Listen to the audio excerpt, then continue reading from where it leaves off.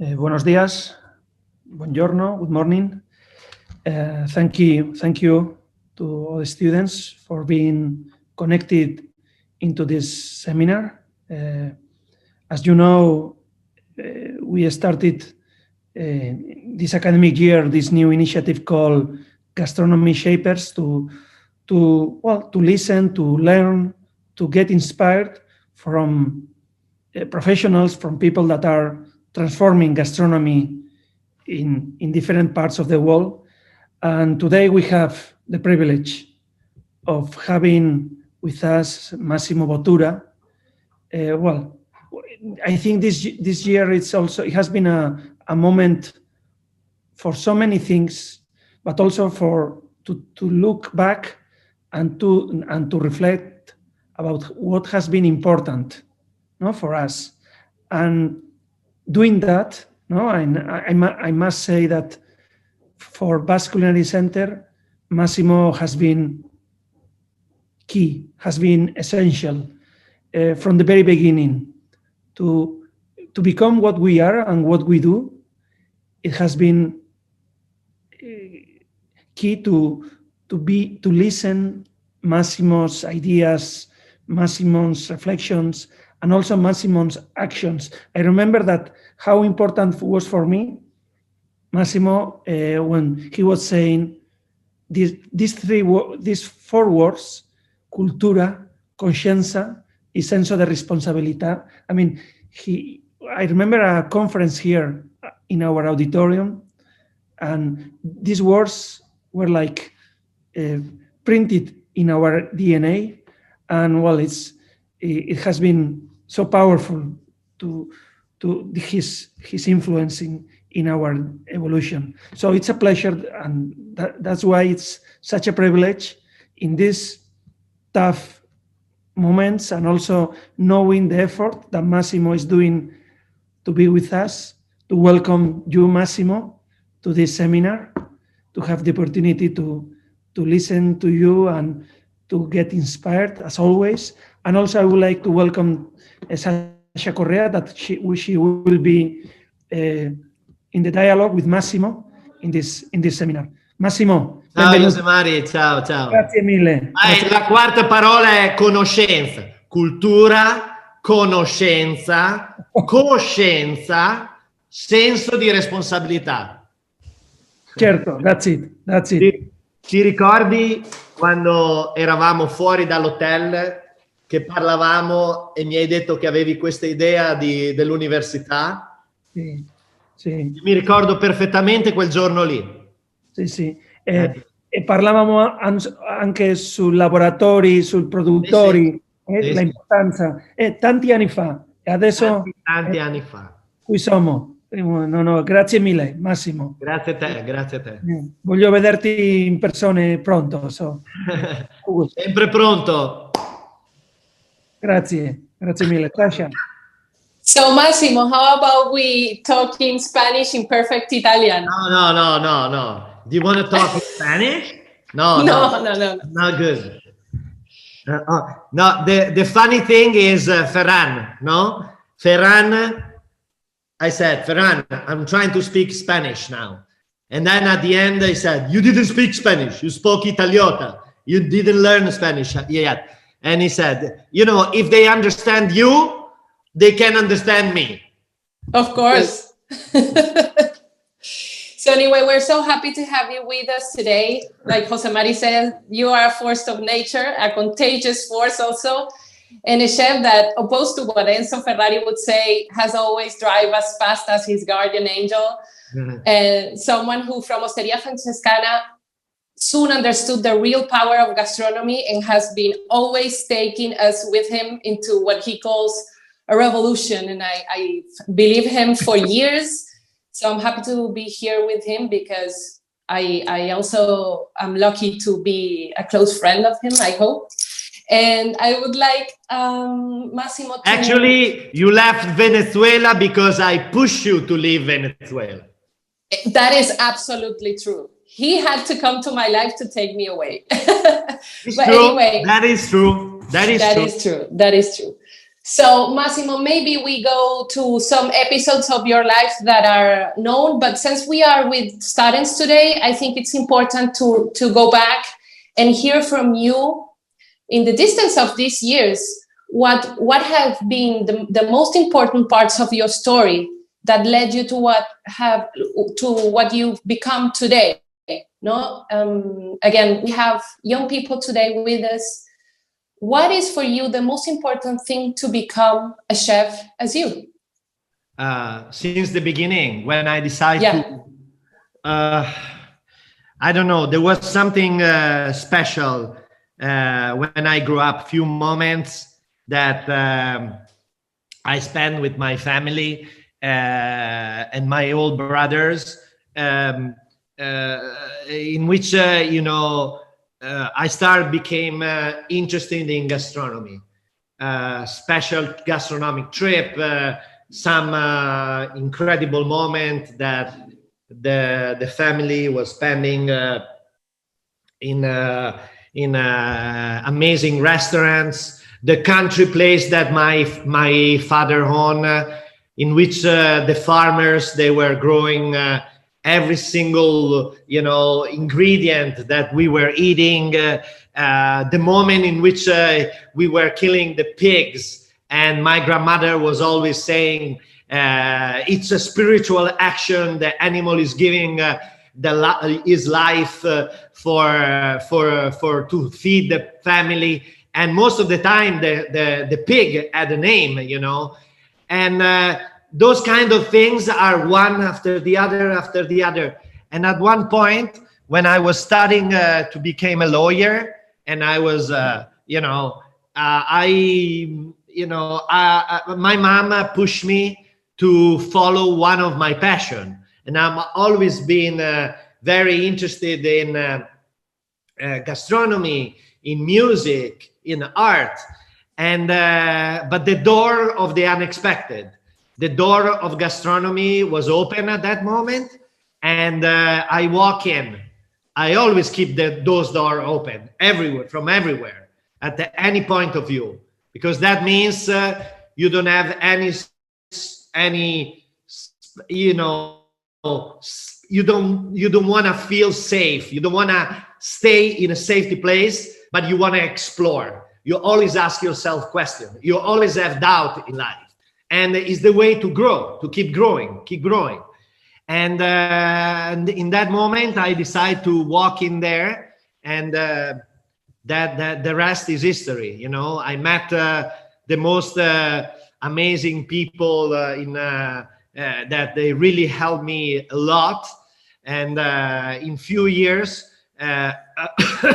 sorry, I learned how to become a professionist, how to learn and keep the whole kitchen organized, because of an old grandmother who was out of job, Lydia Cristoni, that is no more with us, but she's been with us for like decades since then. It was the perfect teacher to introduce me in a gastronomy step on as a Massimo, you knew very little about cooking when you started your first restaurant. So how did you understood that you were called to be a chef? I knew almost anything except for cooking, like a very simple comfort food that I've learned during my first 20 years of my life. I've learned stay close to my grandmother and my mom. So me and my sister, we were the two people, the son and the daughter. We were like close to my mom, and learn the secret of family cooking. A family cooking that was not like for 1, 2, 3 people, but every day was 12, 20. Because the family is a very large family, and so it's almost like a small restaurant. Mm-hmm. And So that's a very important step, because my mom was cooking because she decided to cook because she loved to cook. My grandmother was cooking because she has to cook. So she had to cook because she had to cook for the family. But my mom, as I grew up in a kind of a wealthy family, so we could have help, in the kitchen, cleaning, and my mom was cooking because she really loved to cook. So that's the passion, and what really made the difference between my mom and my grandmother. And so all the recipe that my grandmother transferred to my mom evolved them exactly as Pellegrino Artusi did 150 years ago, when he created the art of gastronomy. That is the most important culinary book that we have in Italy in the last 130 years. And then you came, the third generation, knowing little about cooking, but swearing to yourself that you would win 3 Michelin stars. In fact, I remember you telling me the day that you knew about your 3 Michelin stars. Yeah. Like, my mom won't believe this. Yeah, so was November 2011. Exactly. And you did it by shaking tradition. So how can you summarize a bit your path in terms of being this third generation of cooks in your family and decided to shake tradition in a country in which this is sacred as the Pope and football, right? Yeah, that's impossible. For us, it's like tradition are tradition, and you cannot mess with tradition. So the point is, art really helped me to see the world in a different perspective. Art and culture make visible the invisible. So what I'm doing, the more you study, the more you go deep into your culture, the more you see the world in a different perspective. So after you learn and you learn and you learn, because be contemporary means I know everything, and at one point I forget about everything I know and I create something new.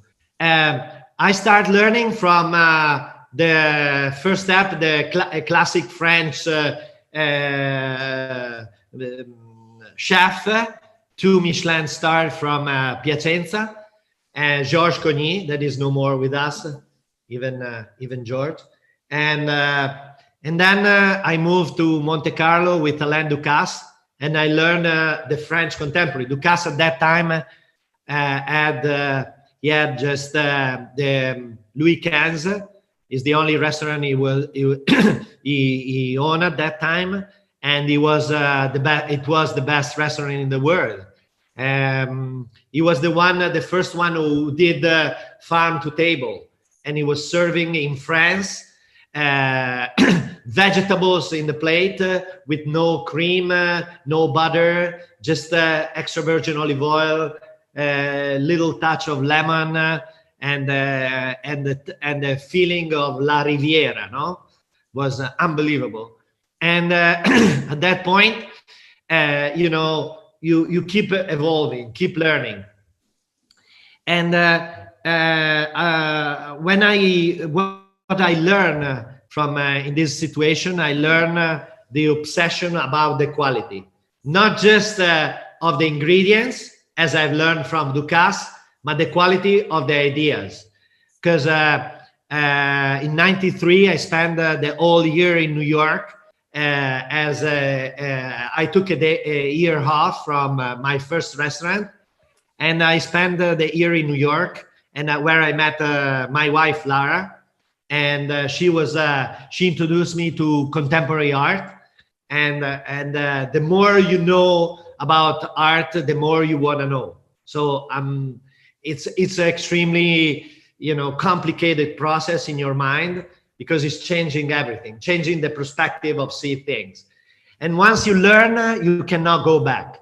So if you ask me now, what you do and what you have done in all these years, I could say I compress into edible bites my passions, sitting on centuries and centuries of history, and filtered by a contemporary mind. So that means every single expression of what I do is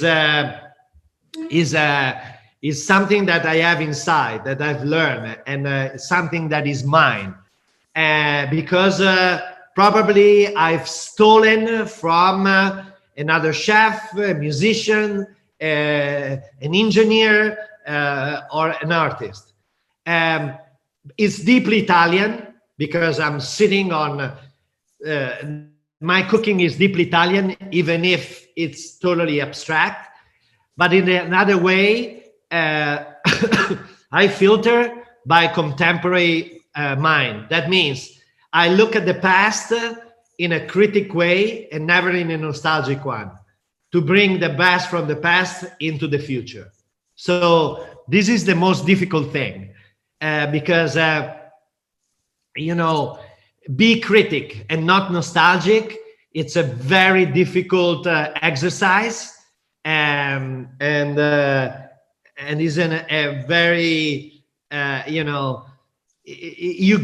leave the comfort zone and you step out of the comfort zone and you start having problem, especially in Italy. So yeah, I can imagine. I knew I was doing the right thing when I was cooking those recipes, and I was creating that kind of contemporary Italian cuisine.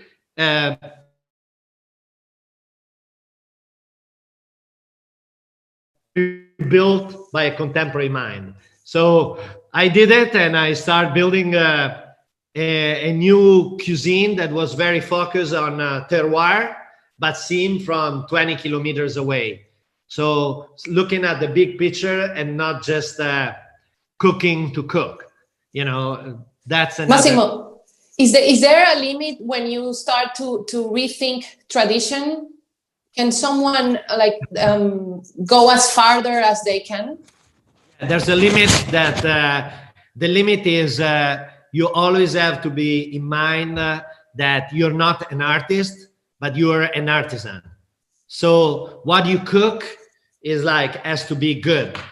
And when most of especially in the first decade of the last decade and the first decade of the 21st century, this technical revolution left a lot of skeleton, because I realized that, we weren't going anywhere. So because most of the chefs, they were more concentrating about his own ego and not the final result at the plate.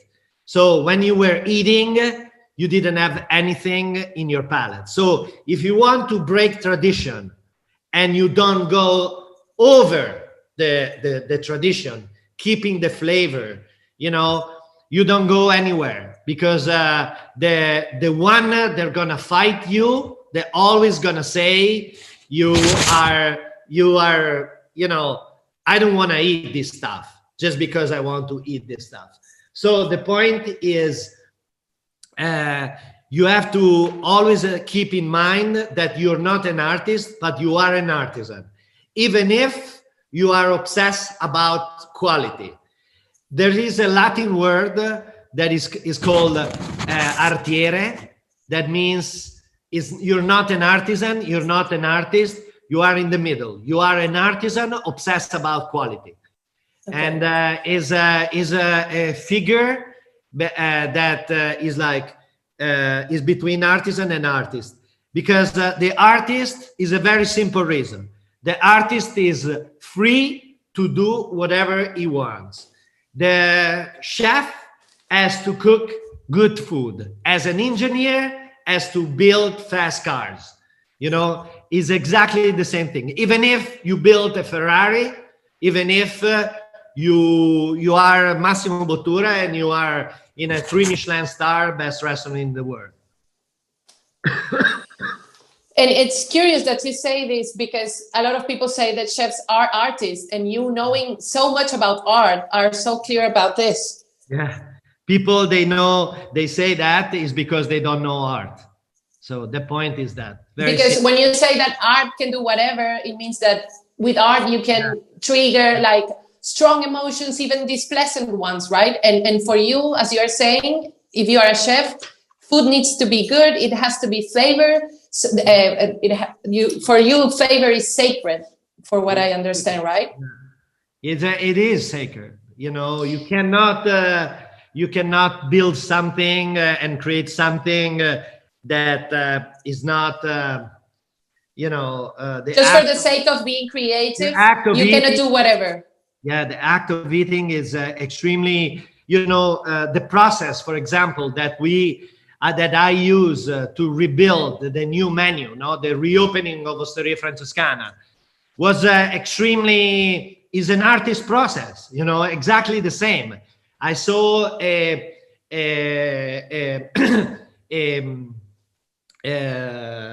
music cover by the Beatles, Sgt. Pepper's Lonely Hearts Club Band, and I shared this picture of the cover. That is a very artistic cover, beautiful idea, beautiful image. The album move their music from pop to psychedelic, and change probably the music history in the world. And so I share with all my team, and my team did this incredible exercise to rebuild to rethink, reinterpret the Sgt. Pepper's Lonely Hearts Club Band. At that point, we start transforming words into edible bites. And the new menu that when we reopened after the lockdown was was more contemporary than any other menu I built. Is a menu, a very revolutionary menu, because me as a chef, I step back and I invite on stage my whole team. And that's why I call the menu with a little help from my friends. And that is a song from the album, but it's not dedicated to Sgt. Pepper dish that we created. That's how we create the new menu. So it's almost an artistic exercise, but at the end, if the menu wasn't perfect, because it took more than 3 months, focus just on that to recreate a new menu, we couldn't win again and again best menu of the year, experience of the year, best Italian restaurants, etc., etc., etc. Yeah, so it's not a representation of Sgt. Pepper or anything, but you take the idea, the concept, you make it your own, and then you give it an edible expression, right? Exactly. So you were saying that you transform into edible bites your passions. And yes. This makes me remember once you told me that what you liked about Billie Holiday was that she sang her life. And I've always thought that you cook your own life. Can you give us an example of one dish that you love that is deeply connected with your life, so students can understand how you transform a concept, an idea, or an experience into an edible expression of your life? I don't know if you have one dish in particular that... I love them all, so I couldn't choose. I prefer to hear you talk about one that you love.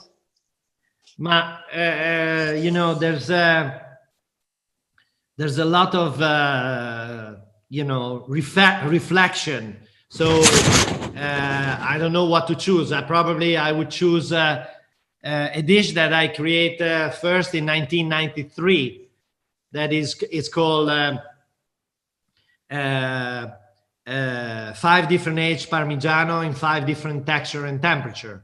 Or like that is probably the first dish ever created with just one ingredient to express the slowly aging process in Emilia-Romagna. So Emilia-Romagna, where I live, is called the Food Valley, and is the place where we have more DOP and EGP that in any other old country in Europe. So imagine just in Modena, no?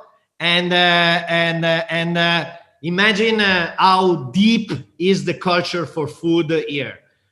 And I want to express why I'm not breaking tradition to break tradition, but how to use and keep tradition alive, like the tradition of aging the cheese at least 2 years before selling it, and even pushing more and more and more. And at that time, I left Hotel de Paris, and I was very into the idea of evolving and expressing the terroir where I lived.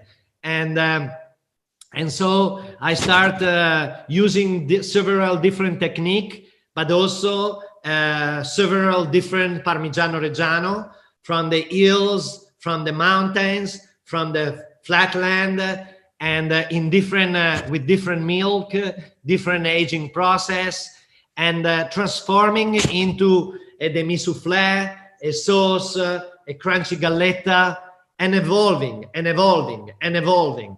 So that dish is keep evolving now. And when I create that, I created because Alain Ducasse was coming to my place and he wants to try what I was doing. And he went crazy when he tastes that. And so the point is using one ingredient that is deeply representing who I am, and the time of the aging process. So the ingredients at the end are 2: in Parmigiano Reggiano cheese and the time of the aging process. At that point, you evolve the cheese in 5 different cheeses, 6 different cheeses, 7 different cheeses, and change the perception, the three dimension in your palate. So that's how we did it, how I did it. The people in the beginning, they weren't ready to eat this kind of preparation. You imagine that this was 30 years ago. But I knew it was a very good idea. So I keep fighting for this dish. And 20 years later, it became the dish of the decade for Italian gastronomy. And is still there and still is an inspiration for the young generation. Do you think anyone can try this path regardless of where they are? You did it in a city like Modena. Yeah. Do you think anyone can try? Sasha, with the time that we are living now, is, I think, I don't know. Probably if it would be, it's easier now, I think, because a young, especially in this very, very last period, all these gastro bistro are born everywhere in the world, because we open with our food. I'm saying we, me, and all the other amazing chefs that are part of this culinary revolution. We open the mind of the people and we create a new generation of culinary crazy and travelers. This new gastronomic tourism that is incredible. So people from Japan or Argentina, New York, or Oslo. They are coming and they are traveling all over the world to discover this, the mind of a chef and the place where he's working everywhere in the world. So this new gastronomic tourism open many possibilities to even a young chef to try to express themselves. So it's easier than 40 years ago when I start, because at that time being a chef meant that you didn't want to study, so you didn't want to study, so just go in the kitchen and work. So that was that's why my father, when I decided to become a chef, didn't talk to me for 2 years, because in his mind, I wasn't able to concentrate and study to become a lawyer and not a chef. Shame of me. But then you came back with 3 Michelin stars, which is not bad. Is what I said to him when I left his office in the company.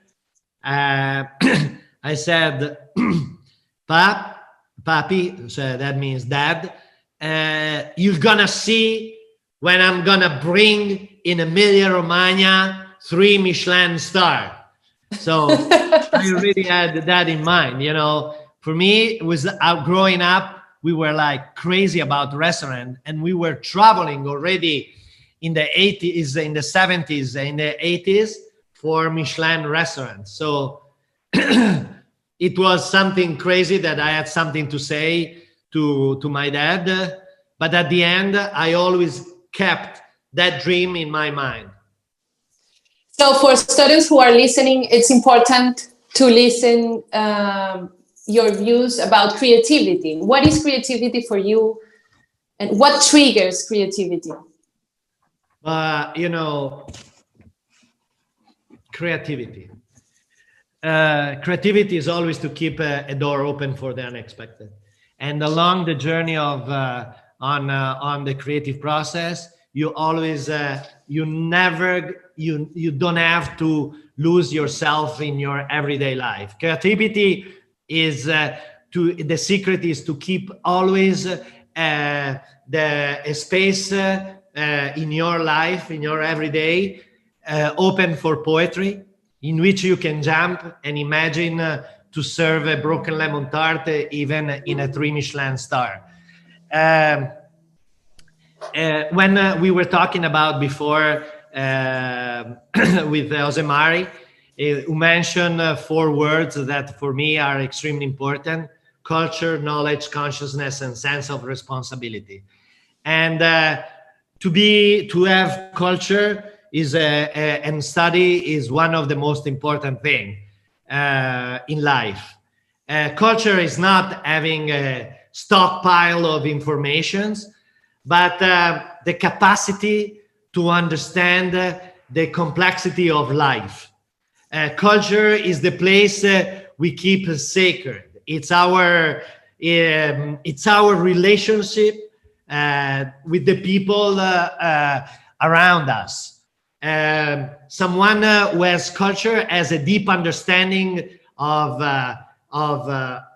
the people, of themselves, and feel connected with the other. So once you have this kind of environment, you create this kind of environment around you, and you don't read and learn just to read and learn, cook just to learn another technique and to express your own ego, but to express the ingredients and to keep and to respect the ingredient that you have.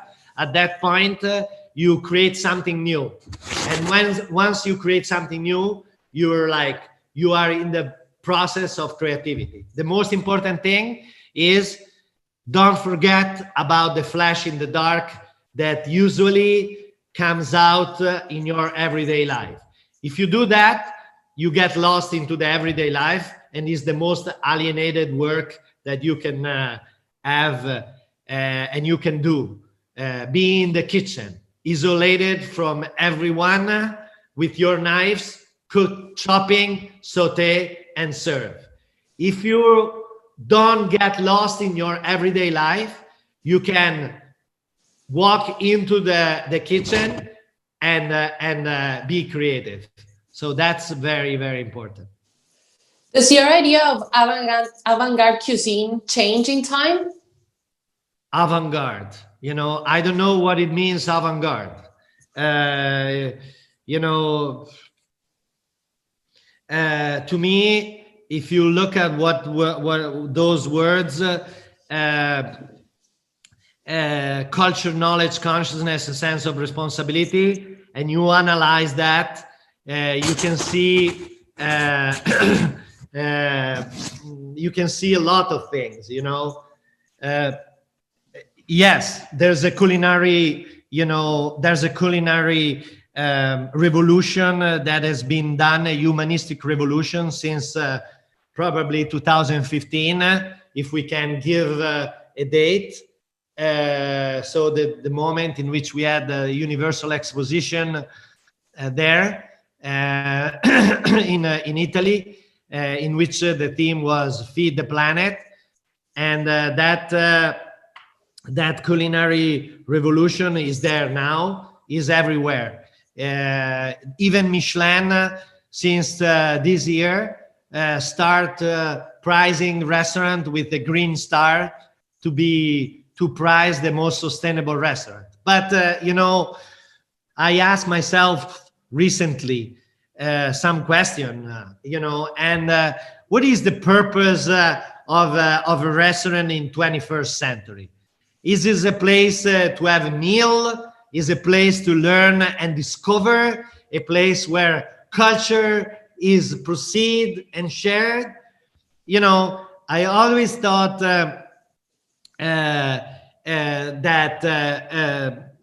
of my restaurant as a laboratory of ideas, a place to promote culture, where we connect with agriculture and tourism, a place for education, a place to learn and grow.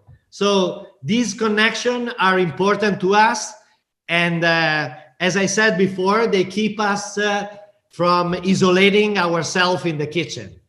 They keep us connected to our community, the community of our farmers, of our fishermen, of our cheesemakers, because we are their ambassador too. So we are ambassador of agriculture. When I say we are Renaissance atelier, it's exactly what I mean when I talk about a contemporary restaurant.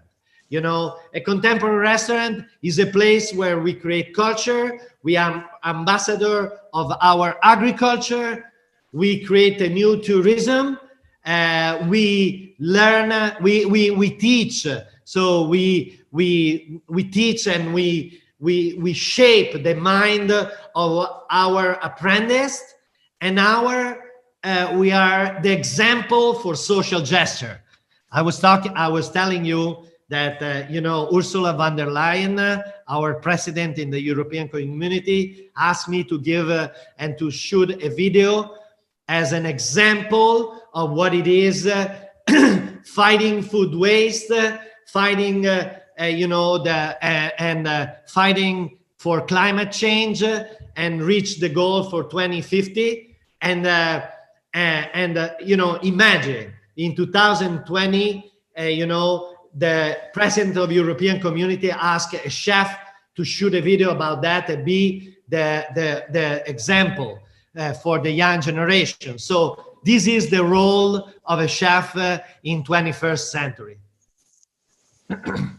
So it has evolved in a direction in which you can have a social impact, is what you're saying also, no? Of course. So you always say to leave space to the unexpected. In a year like this, there must have been unexpected learnings also as well in such a extreme year, let's say. Can you share with us some of these learnings and insights? You know, with this coronavirus outbreaks, everything wasn't our to begin with, has fallen away. We had to live with what remains, and life is big, even if it's silent and still. These since the beginning, since day one, since the first hour, I thought and I confront this lockdown as a precious moment, a precious days that we have to do something to deserve them, as it happened for, in the past. And at the end of the day, it's been a privilege just to live those days in each one in our homes, together under one roof, the shelter the world. So with the world in lockdown, my family and I decide, because it was Alexa idea, not my idea, to sharing our family life with no filters, because you cannot filter Charlie. Charlie is my son with different abilities, and and I start to share with this family life with the Instagram community, and create 75 episodes of Kitchen Quarantine, and bringing not to give a master class, but to bring joy into the homes all over the world. So since the first moment, there were like thousands of people connected to watch what we were doing. And so we realized immediately the opportunity to share the moment. And I think Kitchen Quarantine was the perfect example of Food for Soul. What is Food for Soul? Because we were teaching everyone how to shop local, seasonally, and with the right amount of food to feed the family and not to waste. And we were, and I decided to share this culture with simple preparation that each one of us we could do home, embracing all the culture of my team, for example, because we were all part of this exercise. The idea of sharing every night a philosophic phrase from Giovanni Assante, is a Gragnano pasta producer, but also a philosopher, who was sharing every day a positive phrase to my private message, and I was sharing with the world. Giovanni is no more with us now; he left, and so he had this kind of approach, now even a deeply meaning that what we when we did it.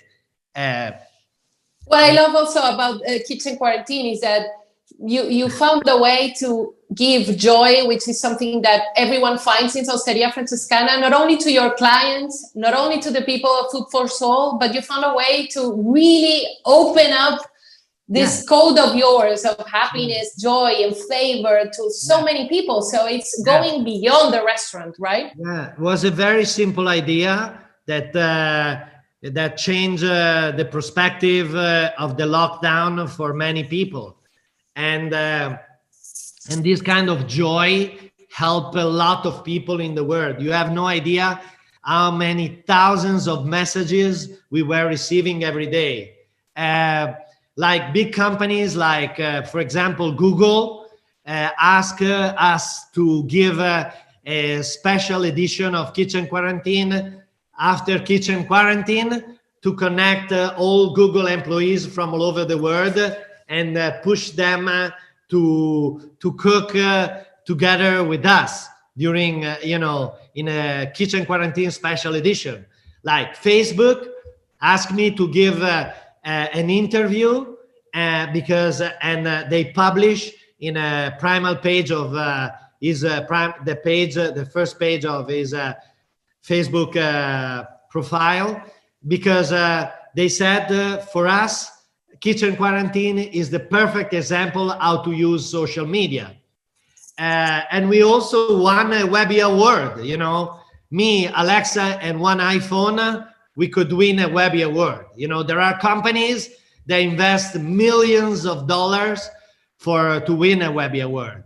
And we won a Webby Award just with the quality of our ideas and the good energy and one iPhone. So there's still space out there for good ideas.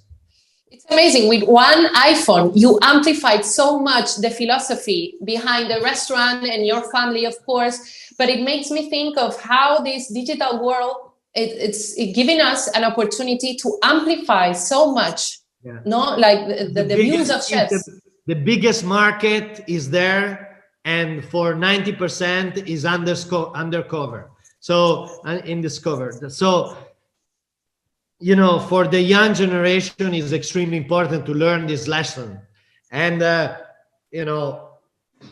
understand that just think with new perspective, as my daughter did with me. Oh, Dad, I saw this that my friends, they were very connected and with you, because everything started by chance. We were home. I was cooking for the family. We didn't even decide to close the restaurant yet. It was Sunday night, and Alexa had this virtual aperitivo with his friends on Instagram Live. I didn't even know there was an Instagram Live. So I taught you how to use Instagram. Yeah, I know. She came in the kitchen with the phone, and she said the day after at breakfast, she said, why don't we connect as we did yesterday with your Instagram Live? You have so many followers that you can really connect with the world, and we did it, and it was explosive. Yeah, so this is the door open for the unexpected. And in your own restaurant, did you find in this year opportunities to do things differently? Differently, as I explained to you, I think we did something that probably no one ever did in the world, So I stepped back and I asked my team to join me on stage, and we created, with a little help from my friend, because during the lockdown, we didn't do just kitchen quarantine. We did, as I said before, we had the opportunity to use these days to create something, and the very, very special, to make sure that we deserve those days. And so we create the project of the new restaurant that we're gonna open with Ferrari on the other side of the street in Maranello. We use those days to create a new project in Ginza, in Tokyo, with Gucci, for the new Osteria Gucci that we're gonna open in 2021. We open a new refectorio in Mexico, in Merida. We plan and the opening of Lima with all my friends like Gaston, Virgilio, and Micha, Diego Munoz in Lima, La Casa de Todos.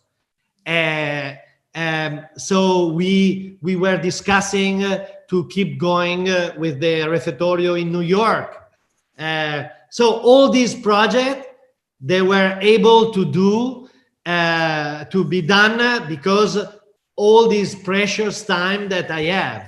And as in Maria Luigia, Lara was focusing on planting new seeds of grano saraceno, of farro, orzo, barley, etc., etc., etc. The new playground for adults that is ready now is ready because you know, we put together all this energy to evolve Casa Maria Luigia. Once you're gonna come to Maria Luigia, you're gonna see this enormous, beautiful playground in which we have a gym, but also the most beautiful painting of our collection of the last 35 years of collection in one place, but also the fast cars, also the fast motorcycles. So it's a playground for adults that is perfect for the guests. They're gonna stay in Maria Luigia. Something to share with. It's inspiring to see how even in a year like this, you keep on finding ways to root yourself even more all over the world. It's incredible. So it is incredible. Yeah. I've never known how you keep on doing so much. But no, actually, I don't know even to how I and where I found all this energy. You know, where does it come from, Massimo? Tell us. From inside, from in your art. You know, in your soul. If you do this because you love what to do, you keep have a new battery that you know you're gonna find here, and with new energy, new perspective, new things. And this is I think this is the secret. You know, if you're doing because you have to do a job, because you want to become another chef, forget about that. It's too difficult. It's too complicated. Is a word is a word that is like we know so many of chefs that they cannot make it. So for one who's gonna make it, there are thousands of chefs that are gonna be frustrated and they're not gonna make it. So be ready. This job is all about hard work and 10% of talent. So this is not me, but it's Picasso. So Picasso, you know who is Picasso? Picasso is the most important artist of the 20th century. And he was always saying, my job, it's all about hard work every day, every day, every day, every day. And once you have, you keep practicing, the talent, the 10% of talent that you have, it makes the difference between a normal one and a very important one.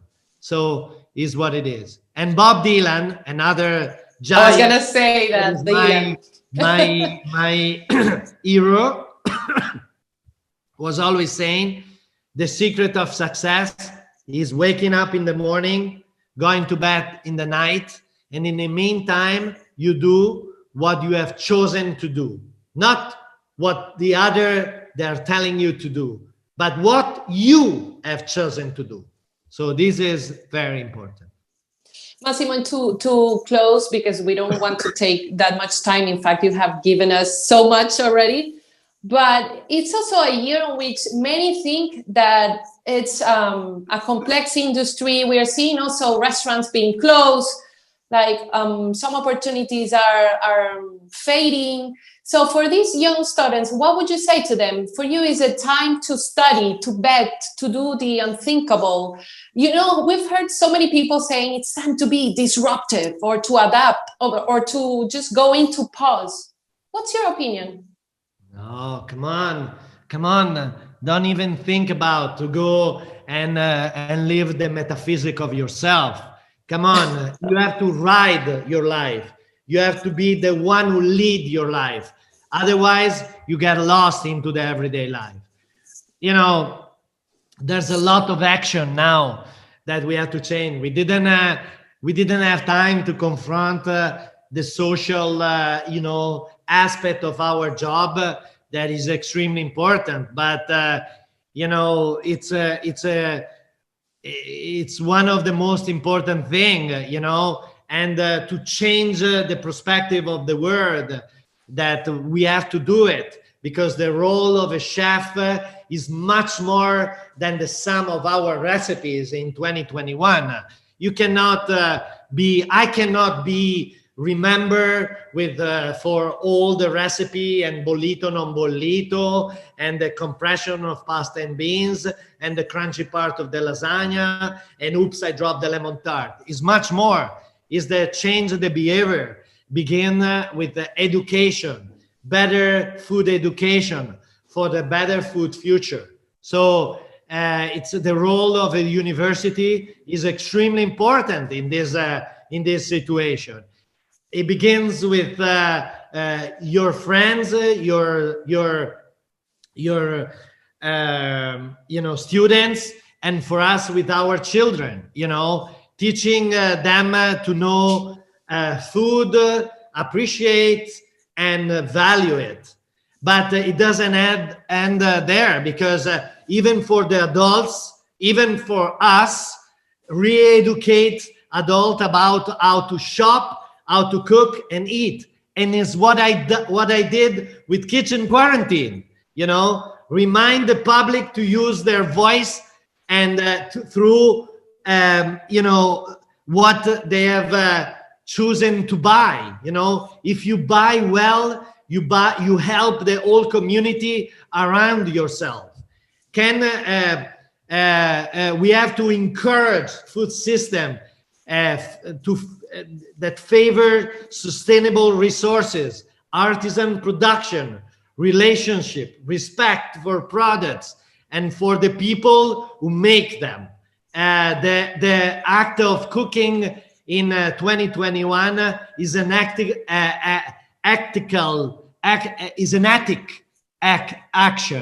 Ethic and aesthetic is one and one only thing. You know that.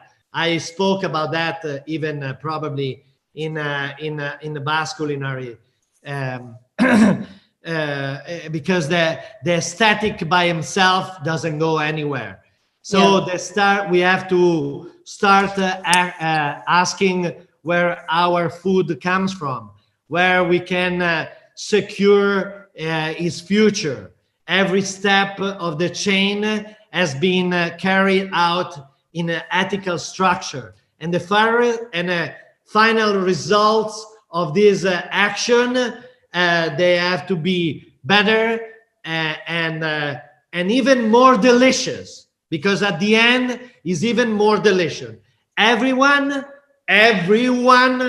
has a role to take in the field, in our kitchen, at home, at business, at school. It's important to be resourceful with ingredients and not wasteful, to have respect for the food. Do you remember Joseph Beuys was saying, we are the revolution, not me, not you, but we all together. If we all together gonna approach to the future with this kind of attitude, we can really reach the goal of 2050, because you're gonna be the one who's gonna see the goal of 2050, and we will reach it. And we did the revolution all together. Well, it has been amazing and inspiring, and you've given us such an energy under this crazy situation. I don't know. We have here one question from one student. Can we share it with you? Yeah, whatever. Someone is asking, relating what you did with cacio pepe in 2012, when all the Parmesan wheels got damaged. This started a movement among chefs and retail in Italy and around the world. It's a good example of how restaurants, food industry, and tourism can collaborate. What are your thoughts on how we can create more synergies like this? That's a very good question. Actually, this question show me that you know more than me about the movement. And I usually relate the first very big step to 2015 during the Universal Exposition, Milan Expo, and what we did with Food for Soul, what we did all together, all the most influential chefs in the world. But I think you are right. The cacio e pepe one was a very ethical recipe that helped to save the old compartment of Parmigiano Reggiano. I think if you look around, there's so many things that we have to do. But if you analyze my last sentence in about ethic and aesthetic, I think you can find the inspiration for new action that you can do in your own neighborhood. You know, we all start thinking about we could change the world, but if we can change our own neighborhood, it's an enormous step, because one drop plus another, all together we can change the world. Okay, I don't know if Jose Mari is listening. I'm sure he wants to say goodbye to you. Here I am. Jose Mari. No, I mean, it's always such an amount of reflections made of personal commitment and experience, Massimo. And thank you. Many of them, we have been because if you analyze all my words, you know, it's like when you analyze a painting, I think. If you want to study those kind of words, they give you a perspective for the future. I cannot stay one by one to explain this or that or the other. But think about that as a perspective, as a Renaissance atelier, you know. You come, you learn the mind and of the chef who shape those kind of ideas, and you can steal those ideas and make it your own idea. Okay, so this is just this kind of a kind of approach that is different from a classic. I'm going into the kitchen, I'm chopping, saute, and serve. No, and probably it has been important always, but today, nowadays, more than ever, it's so important to have a critical interpretation of the challenges of the present and the future. So, thank you so much, Massimo. Grazie a tutti, Ciao a tutti. Ciao Sasha. Un abrazo grande a toda la familia de Hostería. Ciao, cocinero. Get better, Take care of yourself. Take care. Yeah. I'm doing my test now. Yeah. Good luck. Good luck.